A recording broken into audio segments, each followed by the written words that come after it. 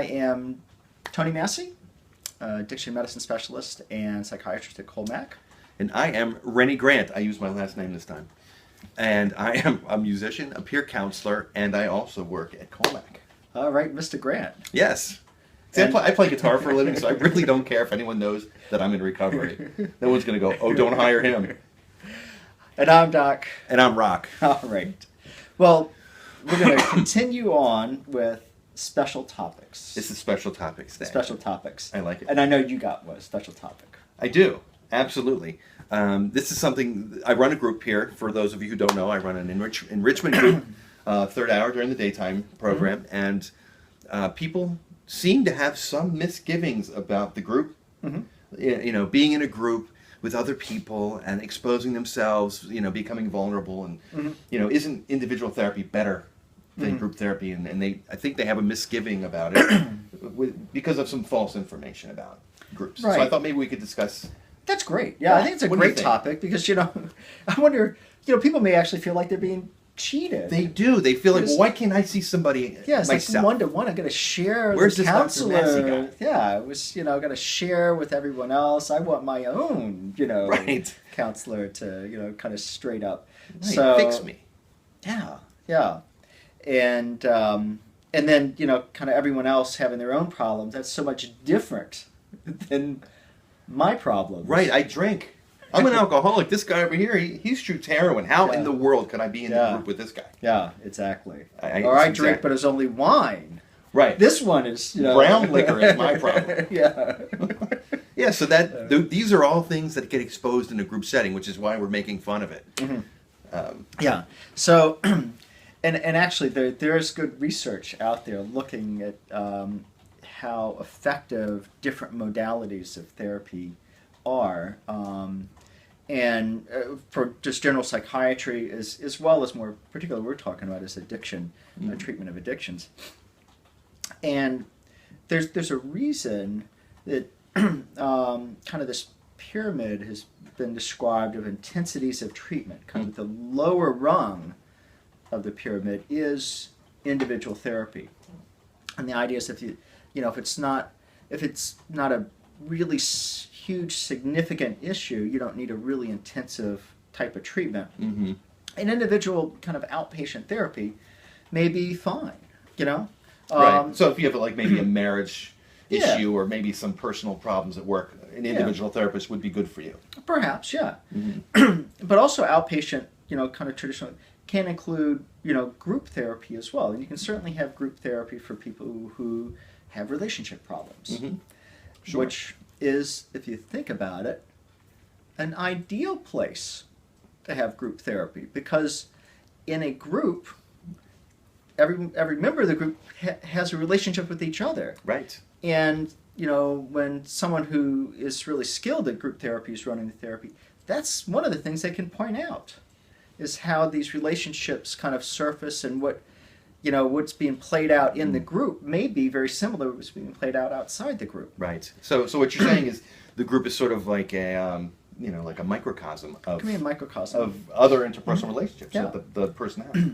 And when you look at, you know, treatment of addictions, I think it's very clear that a group modality is as successful or maybe more successful than individual you know, therapy. So most programs have a group format, and it's because of some of the things you were talking about early on. Is, you know, having to have a little bit of vulnerability around other people, and, you know, kind of navigating a relationship within the group, and seeing other people do that and have a degree of success doing that. It's very healing. There's a healing property to groups. So you're sort of saying that if I'm a new person, I come in a group and I have, you know, my first day, and then this person over here is leaving the group, and I can see how well they're doing. That gives me some hope. You know, I can then maybe be that person as well. Yeah, you know, I think that, and another thing that and maybe, you know, this is your experience or maybe not, and I know a lot of people kind of tell me that, you know, when in active addiction, particularly, you know, as things are going quite bad, and, you know, and maybe ultimately heading to getting into some sort of treatment, there's a lot of loneliness and emptiness and sort of absolutely. isolation that occurs. Absolutely. You know, and I think that, you know, another not really frequently talked about healing aspect of a group therapy is that, well, you're around other human beings. Mhm. You know, Absolutely. and we're kind of social people, and so it forces an interaction. You know, and I think getting out of that kind of isolation, loneliness stage, and you know, brushing shoulders with other people. I think that's really important. It is, and you know what else is a group that I just it sort of just hit me. AA is a group. It may not be the same type of interpersonal group that you have at a rehab, but it's still a group, and I think the community aspect of it is a huge healing factor. In fact, I work at another rehab whose name I will not mention, but in this other rehab, it's a community. It's a residential place. Sure. And one of the outstanding aspects of their program is the fact that the people have this tremendous relationship with each other. And like you said, people who come in broken, their families maybe want nothing to do with them, or they have no friends left. Yeah. They're able to see that people care about them. They become important. They have a role to fill. Yeah. And I think that's huge. And Yeah. that's, you know, it's not all about, you know, psychobabble and all this stuff. Transference. Yeah, transference. Yeah.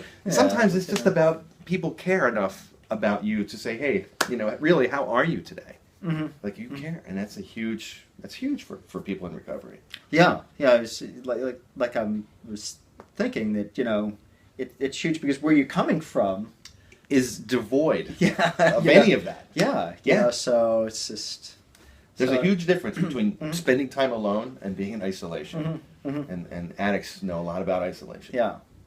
So I think that while there's some value in individual therapy, I think that, you know, if your problem's significant enough that you need, you know, full force treatment, you're really going to want to have the group, you know, modality, the group type of treatment. Because that's where you're going to have the most healing opportunity. It's really the most powerful of the interventions we have. It's not easy. It can be uncomfortable. Really? And that might be part of the issue with some people, because if you're not uncomfortable, you are not doing enough work, says my counselor in my groups. And I'm sober today, 6.5 years, because of group therapy. I mean, group saved my life. It saved it just saved me. And I also see an individual counselor too. I think there's a place for the individual counseling session as sort of an accoutrement to the recovery, and that there's a lot of wreckage to fix and a lot of personal damage. And those things I take care of at my individual sessions, but my addictions treatment I got from groups and still do. So it's worth taking the risk. Yep. And even if it seems a little nerve-wracking early on, It probably will be. Probably will be A little bit. But you know, like all good things, I suppose there's, you know, it's a little risk in it, and Sure. Yeah. It's a lot less risky than drinking a liter of bourbon by yourself in your apartment. That sounds pretty. Doesn't that sound like a lot of not fun? That's I prefer a group. Yeah, I think I'd prefer a group too. At least now, maybe not 20 years ago. But. All right. Well, I think we covered that topic. What do you think? I think so. Yeah. Yeah. Well, I'm Doc. I'm Rock. Until next time. Peace out.